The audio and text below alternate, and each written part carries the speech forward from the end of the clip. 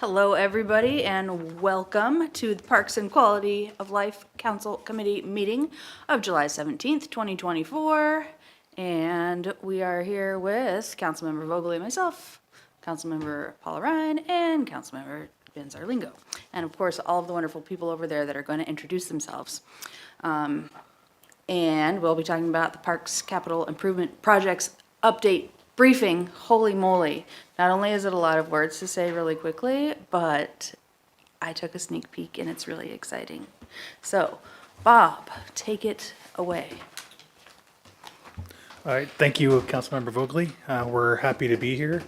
And first off, I really just wanted to say, hi, Mom. How are you doing? She likes to watch the meetings, so I just want to give her a shout out real quick. That is awesome. Yeah. Yeah, we're happy to be here. This is a great topic for us. We love to be able to show all of the great work that we are doing here for the city of Everett. My name is Bob Leonard. I am the Parks and Facilities Director. With me is Kimberly Moore. Kimberly is the Assistant Parks Director. And we have Ruben Sanchez. And I really wanted Ruben to come because Ruben is really responsible for a lot of the work you see here. Ruben is the Capital Project Manager for the department. And as I said, I am the Parks and Facilities Director, so we oversee the Parks Department and the Facilities Department. And Ruben has capital project coordinators in both groups, and he oversees both of them. So he does a lot of great work, and I just wanted to make sure he was here to be able to answer questions and then properly get the acknowledgement that he deserves. Glad you're here. Thank you. Okay. Starting off, I just wanted to mention that we have 3 project coordinators for parks. All of the work we're going to talk about, all the work we're doing, the work we have done, in most part has been accomplished by those 3 capital project coordinators. We have a couple of different funding mechanisms that we use. Our primary source, and the one that we will see that most of these projects got done with, is out of our Capital Improvement Program 3. That is REIT 2 funded. It has a very specific RCW language that how that can be spent, but that is the bulk of where we get our capital improvement money from. We have recently instituted the park impact fees. That is another source of money we could use for capital, but the primary, again, is the CIP 3 fund. And just real quick, can you tell us what REIT stands for? REIT is real estate excise taxes. Thanks. Some more of our tax money is going to work. Yeah. And I'll just say here, we're gonna, as we go through some of the projects, I'll mention it, but we do seek a lot of grants. We get funding from other organizations and from grants to do a lot of the work as well. Okay, so we're starting off with just the work that's kind of been completed recently. The first project here is the Silver Lake Loop Trail.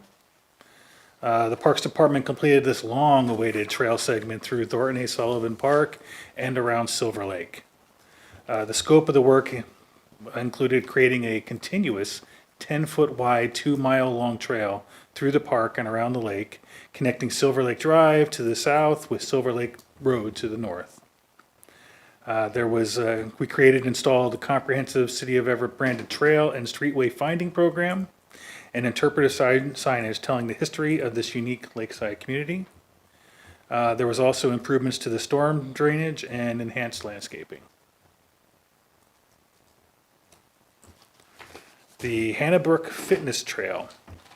Hannahbrook Park had opportunities for enhancement that would complement the natural elements of the park, specifically the existing half-mile soft trail popular with walkers and runners. The installation included 5 unique fitness stations, safety surface material, enhanced landscape treatment, and this is one of those projects that was funded through a grant from the county. Can you tell us again where in the city Hannahbrook Park is located? Yes, I can. Can you do that now, please? I'm trying to think of how best to describe it. It's close to Forest Park. If you were to go down Mukilteo Boulevard and then make a left on, was it? Olympic or something like that? Is it No. over there? And like, No, is it's it, in District 3. I can definitely say that. And then it's back about a mile southwest of Forest Park. Yeah. okay. If it's helpful, there's like Dogwood and Beverly Lane and Glenwood Avenue that come Yeah. off of Mukilteo Boulevard, and it's between those two. It's kind of tucked into like a residential housing complex. Cool. And I think this park was probably developed when the neighborhood went in as a piece of property for the storm retention with the property, and then the city acquired it for the Parks Department. We've had a playground on there. And because of the more natural type of environment, that's why we were looking for ways to not kind of disturb that.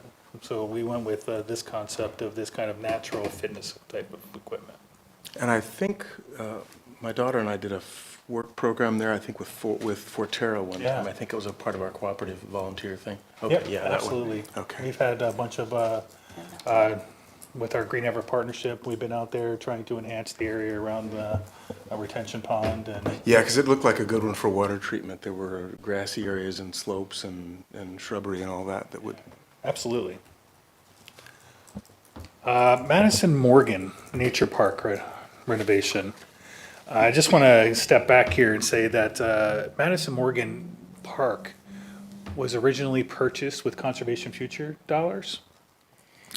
And then recently, we acquired the property right next to it, went up for sale, and we did a second round of Conservation Future dollars and acquired that property with that as well, which gave us the opportunity to then do a renovation to make it look like it's all one piece of property in one park.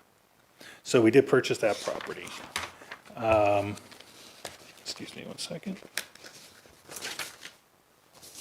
The renovation features there's split rail fence surrounding the park. There's walking trails, a centralized community gathering space, bollards with wayfinding, the new park monument and plantings, interpretive signage, dog waste pickup stations, a community library, and there's also a house that sits on this property. And we have recently renovated the house, and we are looking to rent out that house.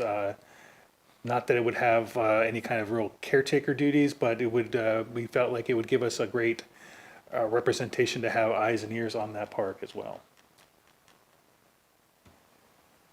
I'm just really curious about that. That's amazing. I didn't realize that. I remember when we purchased the property, and so can you tell us just a little bit more about it being a rental? Yeah. So way back when we purchased the first property, that house was on that property. And in the past, before I even joined the city, it was my understanding that that house has been rented out in the past. And then for a long time, it has not been rented. It needs some renovations. We were able to do those renovations so that we can have it rentable. And we're really close to looking at getting somebody attending. Just a regular old person? So, We- like, I know we- you just said not a caretaker. Yes. So, yeah, Correct. but a presence. A presence on the park. but we'll be the landlords of the whoever. Okay, all right, thanks. What was I going to say? Just backing up real quick. One of the things that's special about Madison Morgan too, and the way we did the renovation is a lot of times when people think about parks, they think of like the very manicured, everything's perfect looking type of park.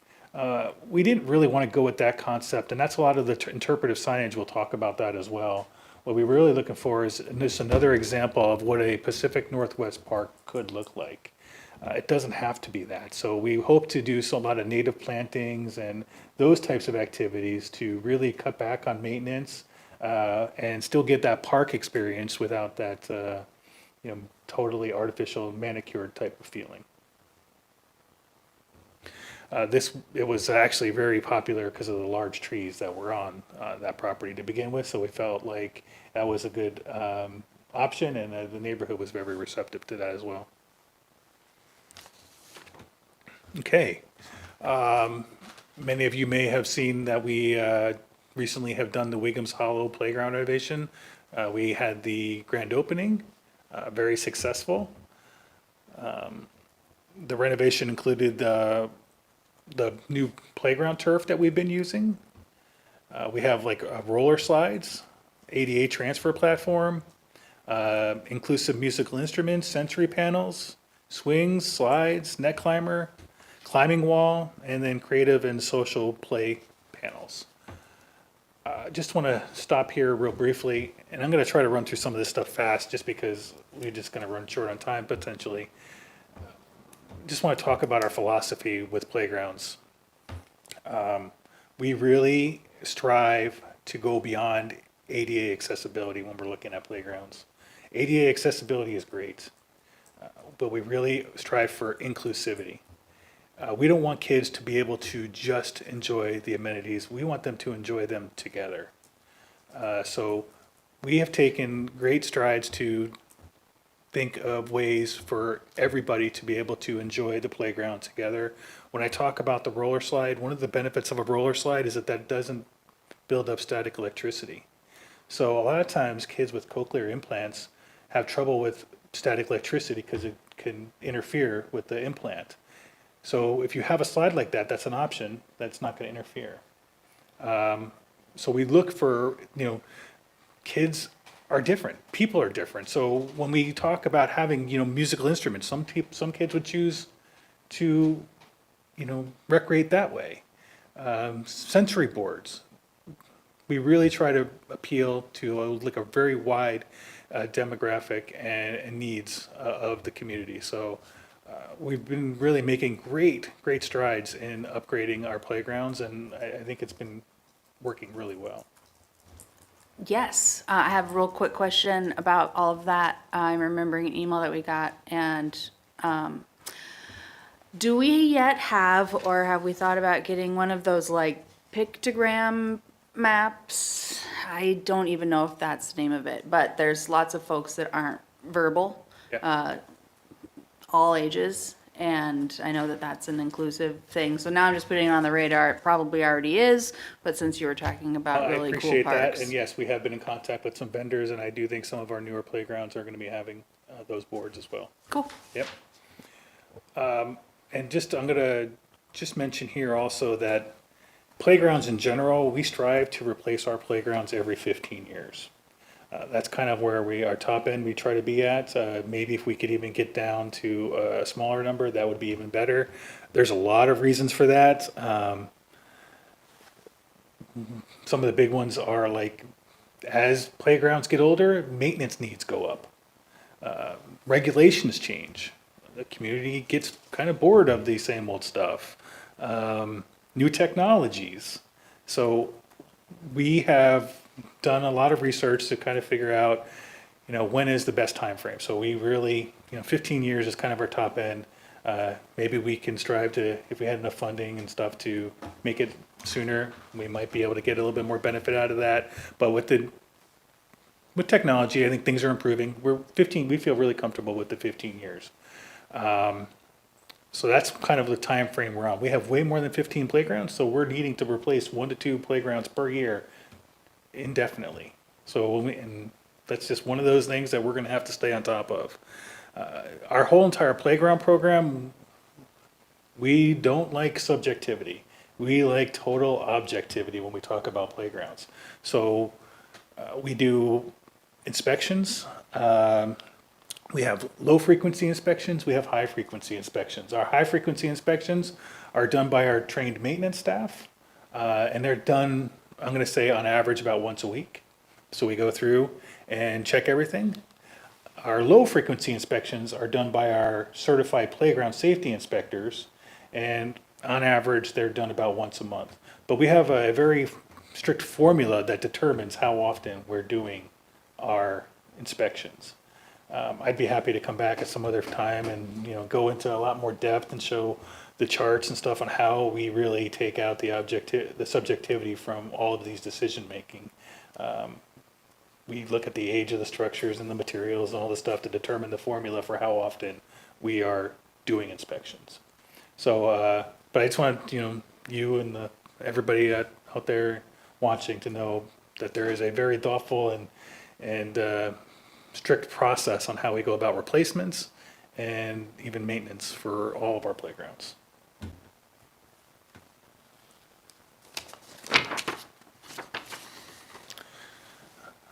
Phil Johnson.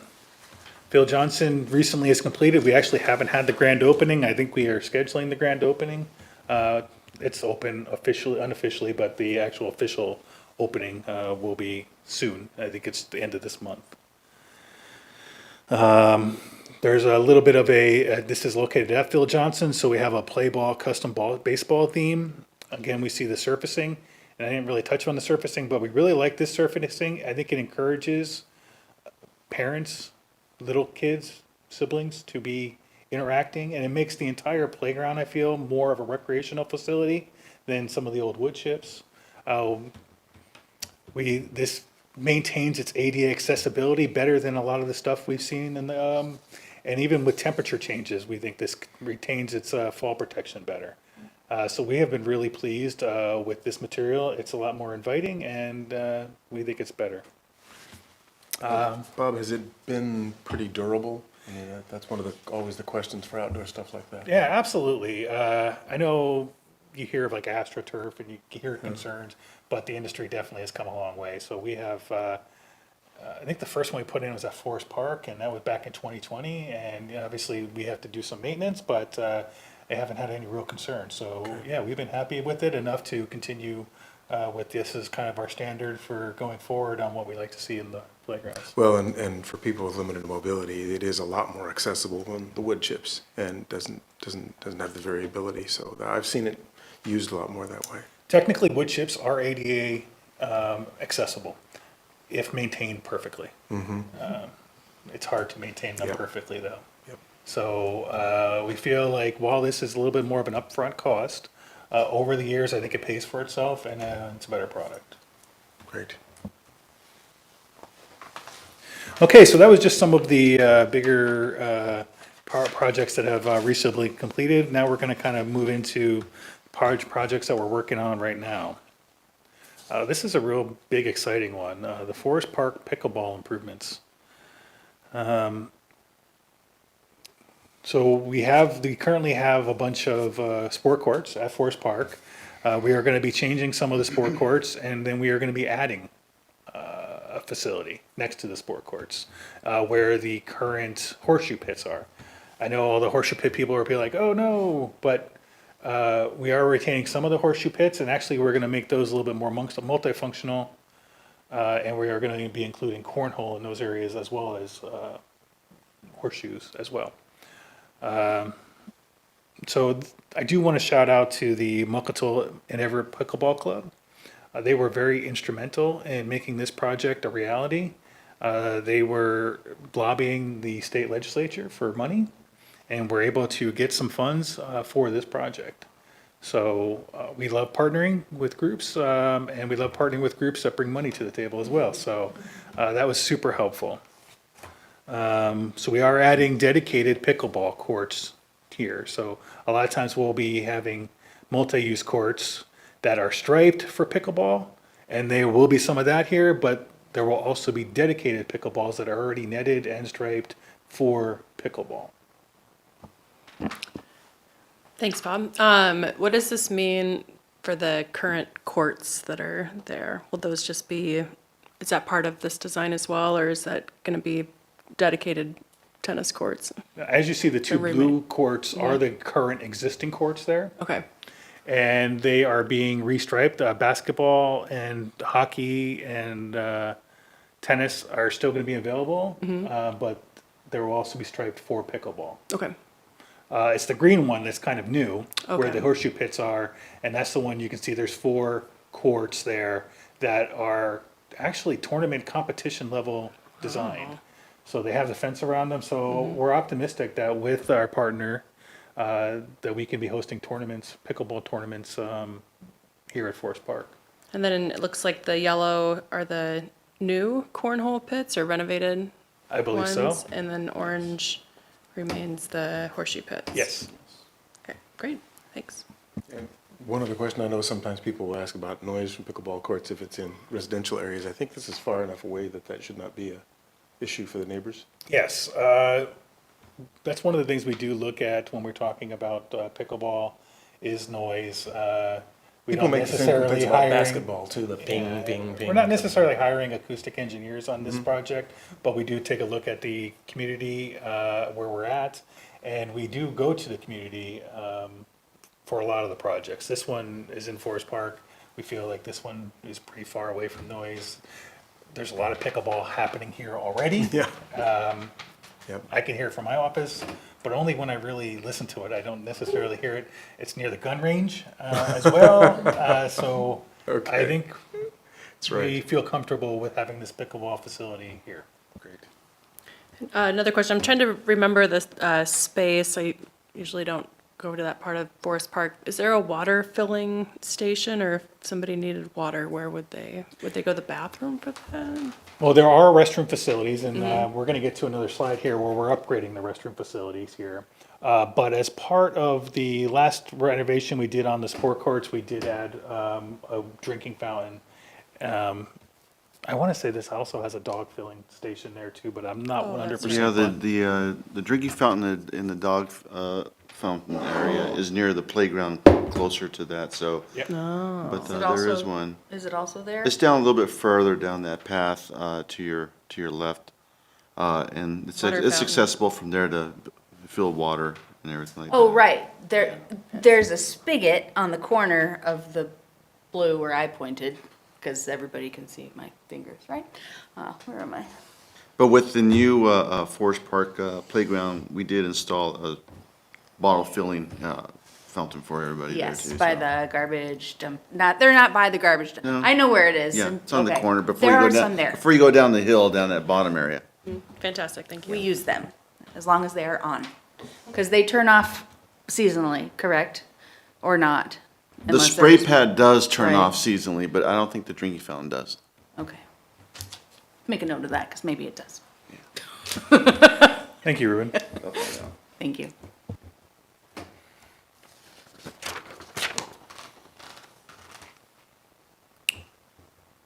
We are applying, we're still a little, we actually, before we leave the pickleball court, while we were successful in getting some direct money for this from the state, we are still, scopes are what they are, and we're still looking for some more money.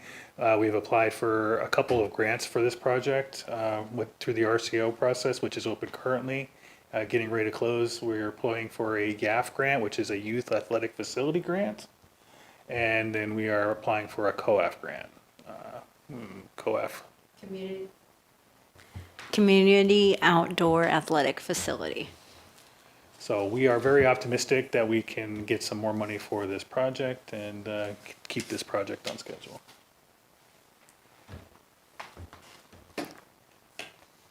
I know you said you were gonna try to keep it within timeframes, but wasn't there once going to be a ropes course? Yes. Is that So that on was, today's agenda? it is not. Okay. So We 30 have- seconds. Yeah, real quick. Every year, this is a great advertisement because every year we put out what we call a general request for proposals. We have space available. We have the wherewithal to partner. We love partners.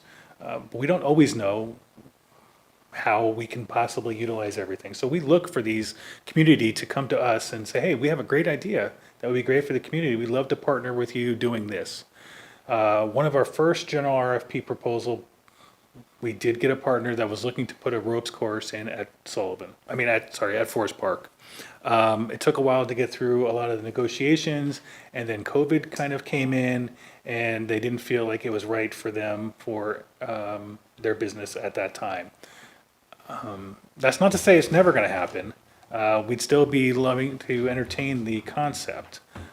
But we want to make sure that when we do partner, that it benefits the community, but that it also benefits our partner as well. Thank you. T.A. Sullivan Park disc golf enhancements. We've had a disc golf course at Sullivan for quite a while. We've been working with the disc golf community to make enhancements to the golf course. One of the things I want to point out about this project is that we are actually going to be moving adding some holes that go across the road. There is a whole nother section at Sullivan across the road that is underutilized. So we love activation.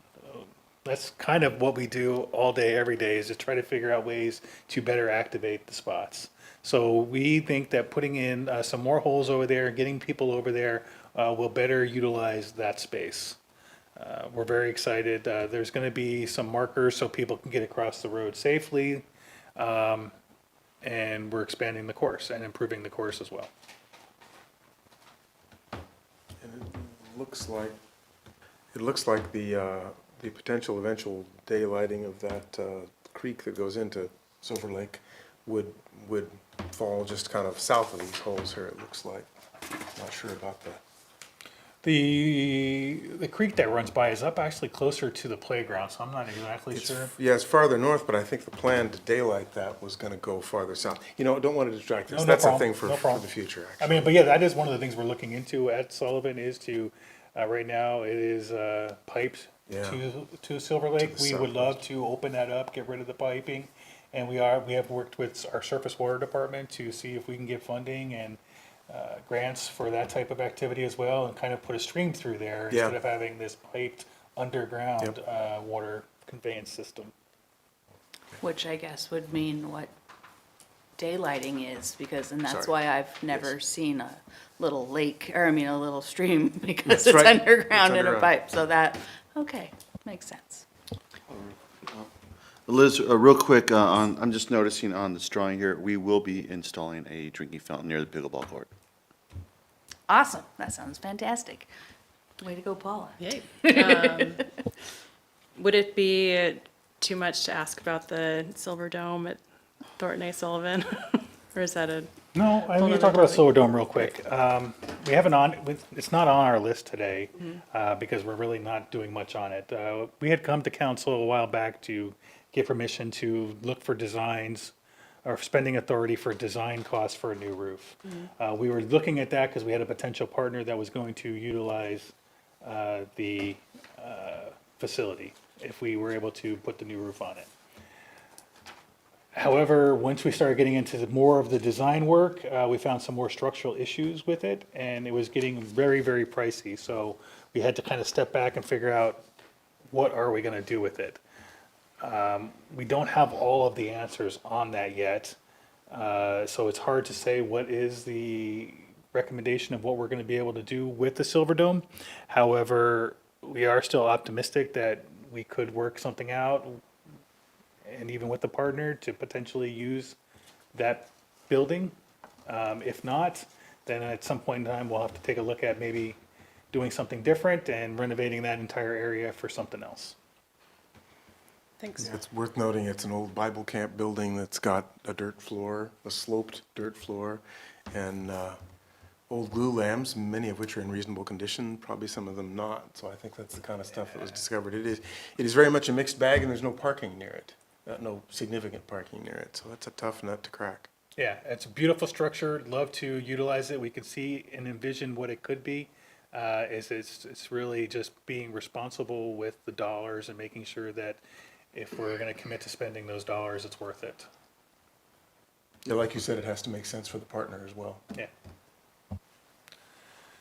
The park restroom renovation, I think this is a really great project we're very happy with. We're renovating three of our current restrooms. The restroom at Thornton A. Sullivan, the restroom at Forest Park, and the restroom at Legion Park. Restrooms, we're actually adding family-style, single-stall restrooms. So we have, in all of these right now, they have you have the boys' room, girls' room, men, women. we're actually adding some, we're keeping that aspect, but we're also adding some family-style restrooms. We're big believers in the family-style restroom for a lot of reasons. Elder care, child care, gender issues, those types of things. Thinks it's really great to have family-style restrooms so that you can do what you need to do. A lot of times, if the park isn't as busy, you can also close down sections and only have a smaller section that's open. That helps us save on maintenance and time cleaning and making sure that the restrooms are ready. So I like having, of course, there's benefits just to the big open, normal, style that people are used to. So that's why we're incorporating both into these new designs. We're also upgrading them so to make sure that they're as energy and, cost effective as possible as well. My apologies if I'm not remembering, but, so there had been the fire at the Lowell restroom. Has that been fixed yet, or is that, Yes. okay, great. All right, that's my question.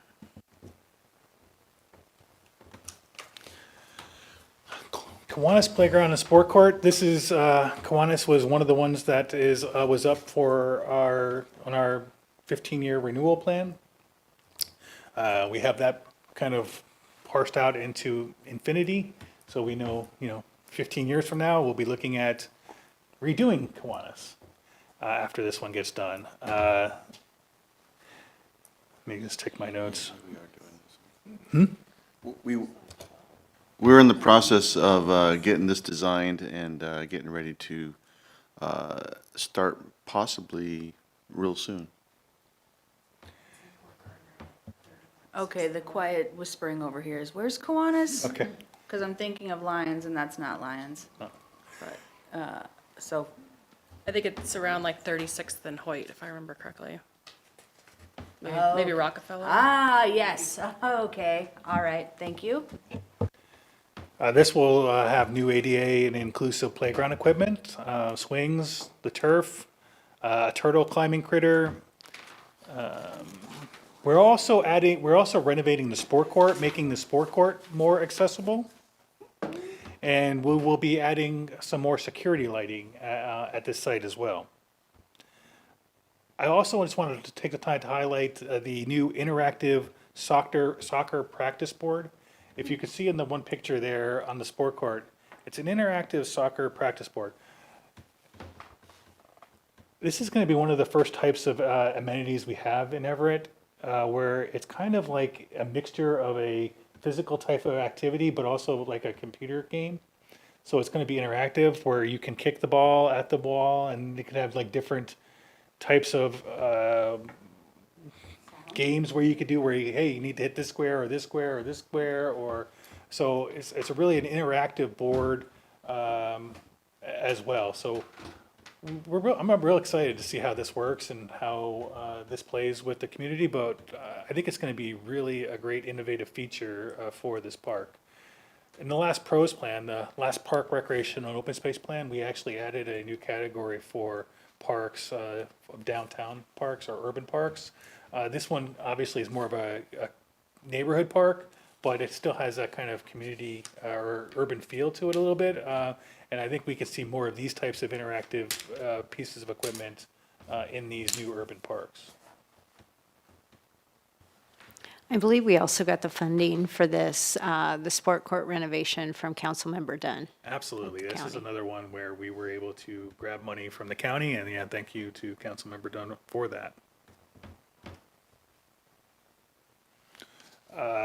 Clark Park off-leash dog area, we've recently came to council to get funding for this project, but this is one we are working on, so I wanted to make sure we were adding this project as well. And of course, there have been questions, and I get to bring it up again. Water? How can we get water? That is still, we're still looking into the water. I think we can do anything. It's the cost that we don't have programmed into our current funding ordinance that gonna have to discuss. Yeah. There's a lot more than just like, hey, there's a, irrigation over there, or a hose bib, but we gotta make sure that it's potable water, that it's safe to drink, even if it's for dogs, we gotta make sure everything is safe to drink. So where we can get potable water, or if we need to make it potable, adding backflow assembly or something like that, we're still looking into what the cost would be to get water to the site. Okay, so I never even considered that water for the lawn is not potable. I go to California and it says, this is not potable water. But here, it's just like, oh, why not? What? So that hadn't occurred to me. Thank you. Yep, so we're still looking into what the cost would be. Thanks. Ruben, do you know where in the 15-year window we are for the playground to be replaced on Clark by any chance?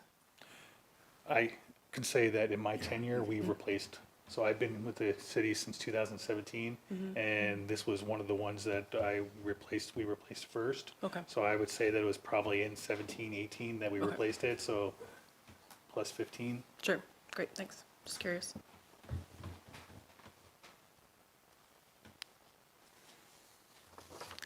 Loganberry Trails improvement. Loganberry Trails, Loganberry Dog Park, just south of Walter Hall Golf Course. Is the off-leash dog area called Loganberry Lane. It sits just south of the golf course, Walter Hall, and just east of Cash Park. There is a wooded wetland area that is in between all three of those things, the dog park, the golf course, and the Cash Park. Historically, there's been trails through there. Some of the trails we feel good about, some of the trails we do not feel good about. So we have instituted a project to make official trails and try to get abandoned some of the unofficial trails through that area. One of our other goals is to connect people to parks. And you'll see that in a couple of projects, and this is one of those. We really want to make sure that people can, go from here over to Cash Park, and we're connecting this community to Cash Park by having this project go through. Right now, if you go back in there's some creek areas, and then people have tried to stay dry and maybe put like a old pallet trying to get across. We're trying to make it so that they don't have to do that, and they can get across, and everything is really, really safe and good for the environment. One of the, Sorry, No. may I? no, please. Okay. This is one of a couple projects in this area, is that correct? And the reason I'm asking is because we did a wayfinding, at least ordinance saying, yes, put wayfinding in, to get from Loganberry to Cash. Didn't we? This might be the one that we're talking about. So it's the though. same Yeah. thing. Okay, I thought there was gonna be signage. I know there There is will be going to be trail- signage. There will be trail building and signage as part of this project, absolutely. I do want to mention that one of the really unique aspects of this project is that we're going to be working with an organization called Washington Trails Association. And one of their models that we'll institute for this project is really to oversee the project, but then have volunteer work parties to help really construct it. They have professional trail builders that work for them, and they will oversee these work groups. And I've seen this model used other places, and it's really successful. And I love the way it really gives that additional buy-in to the community of like, this is our space and this is our park. So I cannot wait for this to actually start for construction and even get out there and help build it myself as a volunteer. And I think this is going to be a really unique project, and hopefully we can do other projects like this in the future as well. I also wanted to mention that one important aspect of this project is a bypass in the dog park at Loganberry Lane. So currently you have to walk through the dog park to access the trails, and this will create a bypass in case you don't have a dog or don't enjoy dogs and you want to get around. I don't want to go too far because I'm already starting to worry about time here. But I know that the city's working on a plan for 100th Street, and that's going to have bike lanes and pedestrian lanes, and Loganberry Lane connects to there. So when I say we're connecting communities, this is really helping people get across town and through, and connecting these parks. We will take a look at the Stormwater Park, which is also on 100th, just south of here. So we could say, yeah, you could be at the 100th, the Stormwater Park, and then go over to the dog park or walk through this unique area to get to Cash Park. And we're also trying to strategize on how to get over to Walter Hall Park and really make this accessible and walkable and really connect all of the communities. Walter Hall Shade Shelter, Kimberly, would you want to talk about this one? I think this one, you really did a lot of great work with LISC on this project. Absolutely. We were approached by the Local Initiative Support Corporation LISC in partnership with Connect Casino Road. They had about $50,000 that they wanted to invest back into the community. They had heard from the Casino Road residents that they wanted a picnic shelter at Walter Hall. So they financed this. The city is putting a little bit of funding, but they did the bulk of this. So it's going to be a shade shelter. The picture you're seeing does not have the sales quite yet, but they're coming, I think, this week. We hope to have it open and ready for the Madras celebration next weekend. But there's 3 grills, there's several picnic tables, and we think it's going to be a great asset for the community. Yeah, we worry about having charcoal grills. Sometimes they take a lot of maintenance and there can be nefarious stuff happening in charcoal grills. We looked at options about putting an electric grill or some other type of grill. Really couldn't find something. Really, it was the community input that got these grills put in here. We really heard the community. They really wanted the grills. So we said, yes, we hear you. We'll add grills. I'm just super thrilled. So, yay. And then Councilmember Vogely, one of your favorite projects, I think? Absolutely. Yeah. Again, this is all about connecting communities.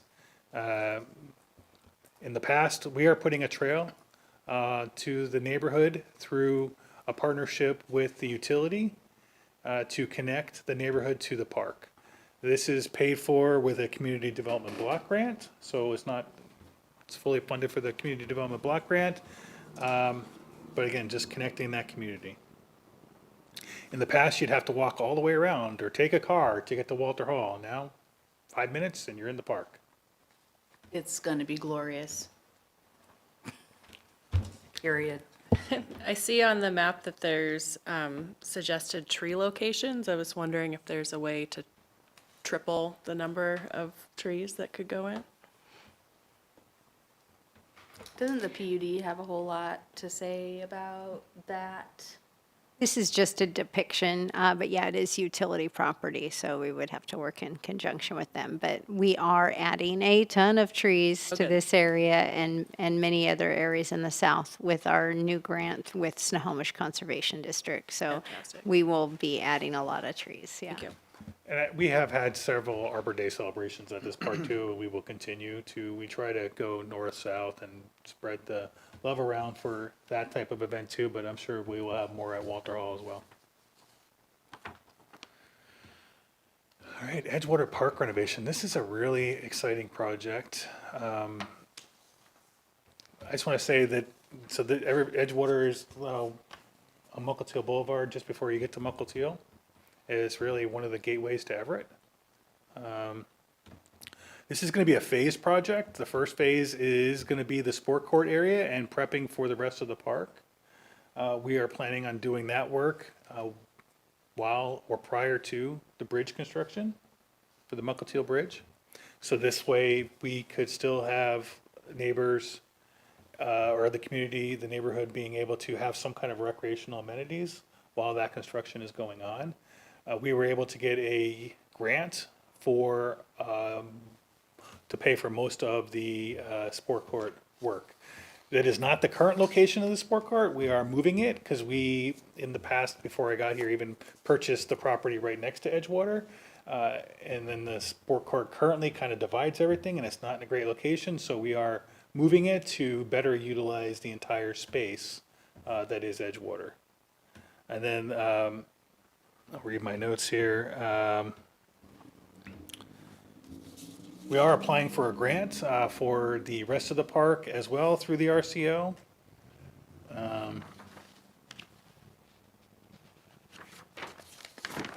There we go. Improvements include a multi-sport court with tennis, pickleball, and basketball features, informally separated basketball surface, new playground equipment and playable landscape features, accessible play turf playground surfacing, an ADA walking loop, renovated site furnishings and water fountain, landscape and tree canopy enhancements. The middle section there is what you'll see as the playground. That blue section is not water, it will be the turf that is colored blue to simulate water. And we're using some of the topography, and it's not gonna be like a lot of the other playgrounds you see, it's gonna look more like a natural type of playground for this site. Okay, Jackson Park Lighting Project, this was a project that we do just to increase enhanced security for the site. We are making sure that the lights all are functioning, that they are motion activated, that there's lights in the shelters, lights in the parking lots, that they are LED. So, yeah, we're working on getting the better lighting at Jackson Park.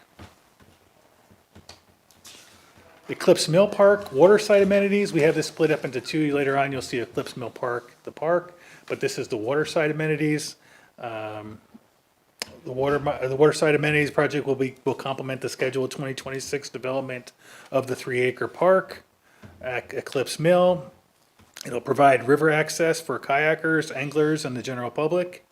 And it's gonna have a cantilevered river overlook deck, which is pictured here, with benches and interpretive signage. It'll have a designated special use area incorporated into the overlook with a sail. So that we talked about this sail. We have this whole philosophy for shelters. We aren't looking for these hard, rigid shelters like we have done in the past. We like the concept of having these, what I would call a shade shelter. It has a fabric top over it, but we can remove them when needed. But they could be up there for shade when it's in the summer months. There's going to have an 85 linear feet gangway down to a floating dock. The floating dock is 1,150 square feet. That's going to be used for launching kayaks and other non-motorized craft. There's also going to be a river debris deflector. There's also shoreline stabilization, restoration, and revegetation work that's going to be happening as well. I think we're trying to shoot for summer, fall 2025 for construction. Now, the park itself, again, is in '26, so all of this will be, we're gonna go first. The developer actually is gonna be responsible for developing the park in '26. We won't be opening anything until everything is done, so we're looking at 2026.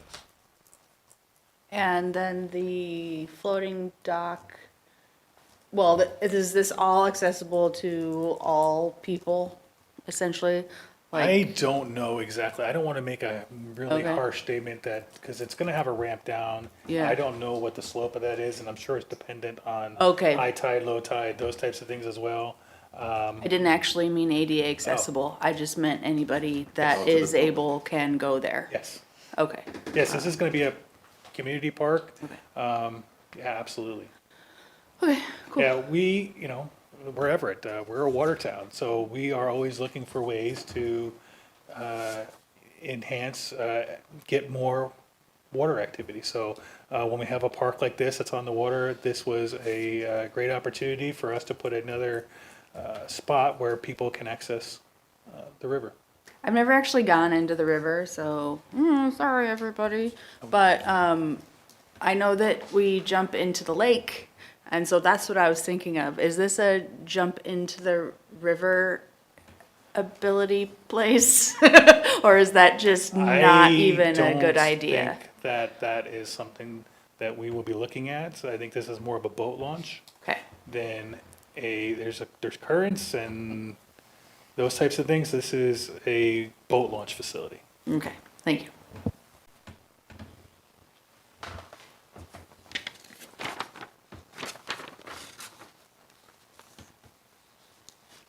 And then Lowell Riverfront Trail realignments. This is a project is similar to the waterside amenities because it has to deal with the river right along there. And this is just kind of south of the Eclipse Mill Park. This trail already is in existence, but we're always having some issues with the banks sloughing off. The trail's getting pretty darn close to the river's edge, and we are looking to relocate the trail away from the bank at this location. What was I going to say about that? Yeah, that's pretty much. Quick there's gonna be- question, Bob, on the right-hand side of this diagram, a connector between the newly aligned trail and the original one, what does that signify? This green here, Ruben? Says tough track? Say, what was that? Oh, you can, Tough track, paver, or equal? okay, got it, I thank have you. no idea what most of those words mean. I understand that's still existing. I think that we're just Oh. not removing that portion of the trail. Okay. So I think that you could just dead end there, Yeah. but still walk to the riverbank. Okay. At that location. Okay. And it's already an existing, Yeah, okay. asset. I haven't been to that park, so I didn't know. Oh, thank you. it's a nice walk down the river. Yeah. Okay, now we're going to quickly move into future parks. I think we only have like less than 5 minutes here, so maybe I'll do 7. 7 minutes, okay. One of the things we're planning right now, and just planning,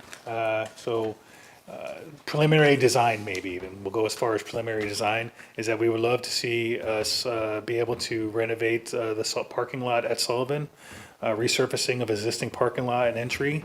This will help improve vehicle circulation, accessible parking, pedestrian circulation, stormwater management, and have landscape enhancements. Everett is lucky. A lot of communities don't have signature parks. Maybe a community is lucky to have a signature park. I really think Everett is blessed and has multiple signature parks. I do think that Sullivan is one of those. This is the first thing you see when you come into Sullivan, and besides everything, all those great benefits, I would love to just improve the aesthetics at Sullivan. I'll add, because, we have plenty of time. I drove by Sullivan on Sunday and it was packed. Yes. The parking lot was full, folks were circling around, overflow was full, the road had cars parked all over, and I loved seeing how activated And the if it was space paved and striped, I think that it would help with space utilization and combat a lot of problems that we see with that kind of popular use right now. Yeah, it was, very popular. Lionscape dot. So based on feedback from the Beverly Park Cascade View Neighborhood Group and the adjacent Boys and Girls Club, as well as the Everett Police Department, we believe that this is going to be an ideal location to introduce Everett's first of its kind skate dot feature. Again, about activation. How do we get more people at this location? And so I really wanted to go into my three-pronged approach on skating, but I'll give you the quick details of the three prongs. One of them is having our community-wide playground, our community-wide skate features like we do at Walter Hall or like we do at Wiggum's. The second prong is really this type of thing. We don't want to have kids or anybody have somebody take them to the community skate parks. We want them to be able to walk down to their neighborhood park or skate down to their neighborhood park and use it. Then the third prong is really looking for spaces that aren't really skate parks, but that are maybe paved and that kids can just legally skate. A lot of times you'll see no skating, you can't skate here. Just give the kids, people, not just kids, people, the ability to skate legally places, not trash the place up. It's not a skate park, just a legal place to skate around. I like it. Kimberly, maybe you touch on the Walter Hall Futsal Rave Court?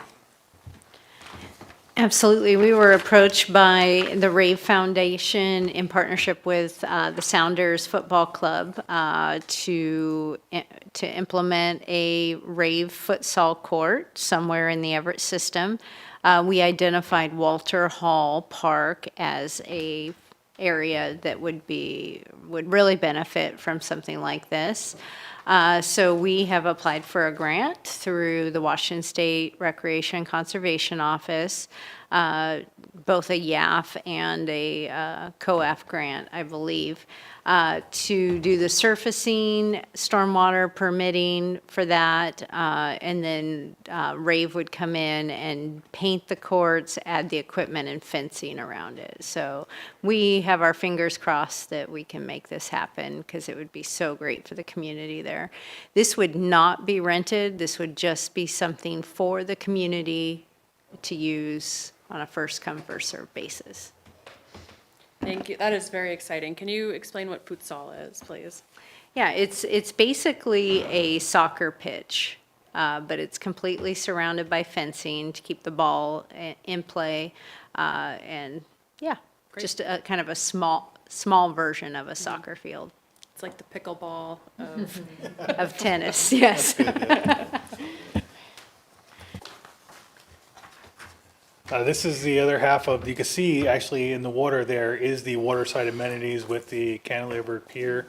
But this is the Eclipse Mill Park down by the old crane, where the crane used to be.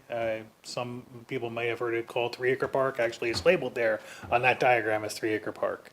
It'll have a playground and a parking lot. And then it's going to have all the water amenities as well. Oh, yeah, and a rest. Thank you. Thank you for the restroom. Snohomish River Regional Trail. This, in partnership with Snohomish County, we are looking to activate a trail that connects the communities of Snohomish to Everett along the River Road, really following the trail though, so like a rail to trails program. I don't think the alignment has been totally chosen yet, so there's still the option of following the dike or following the railroad. We're still, I guess, looking into that portion of it, but it'll be connecting the communities. The county is gonna be doing all of the work up to the city limits, and then we'll, like the last mile and a half, we're gonna have to connect. The plan probably will be for the trail to dead end or connect to Everett at Rotary Park.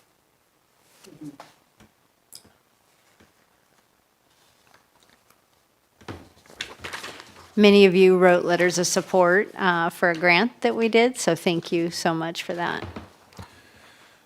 Silver Lake, we have recently come to council and sought funding authority for doing some repair work. This is not the repair work. This is more of a little bit of a longer term vision where we are looking to actually add a lot more docking and make it a much more usable space where the swimming area is kind of enclosed within the dock space. 2 minutes, 3 pages. Yep. 100th and Holly, we've talked about that a lot. We have a stormwater park as one of our goals where we have a lot of parks. We have a lot of stormwater features. We're trying to integrate the two. This is, the concept here is for 100th and Holly, which we've kind of already talked about a little bit.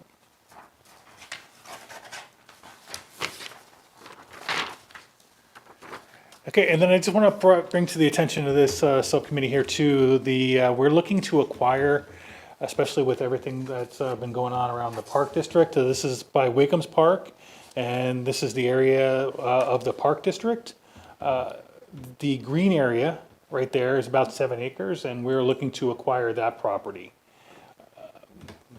We envision this to be a natural type of area. There is a lot of wetland in that area, but there is some small portions of upland that we believe we can put maybe some small picnic amenities type things in there. We envision the partnering with the Everett Boys and Girls Club, which you can see is just to the north, and Hawthorne Elementary. We love when we have these types of parks near schools and those types of community groups, because we can see them working with them to partner for educational activities where they can have classes or programs and come over and utilize the school and teach kids about the environment.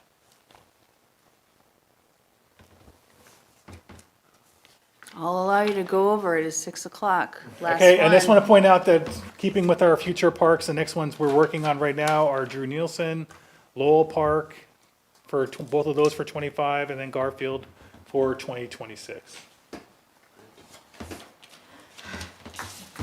Before we adjourn, I also wanted to say hi to Bob's mom. I don't need to say anything else. We don't have time to do anything else, and that is totally fine. Thank you so much for being here. Thank you, public. And with that, we're adjourned. See us soon.